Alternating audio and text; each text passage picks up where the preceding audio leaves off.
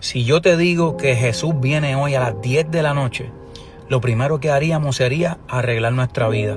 Estuviéramos llamando a la gente que lastimamos para pedirle perdón.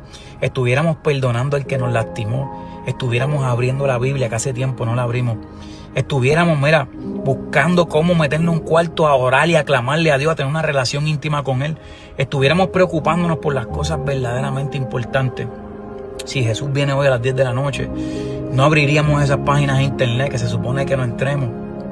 Pero como no sabemos cuándo Jesús viene, muchas veces no vivimos preocupados por obedecerlo.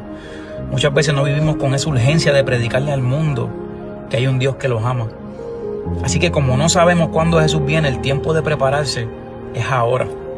Es ahora que podemos experimentar una amistad, una relación con nuestro Salvador. Como no sabemos cuándo viene, el momento es hoy. Cristo viene. Dios te bendiga.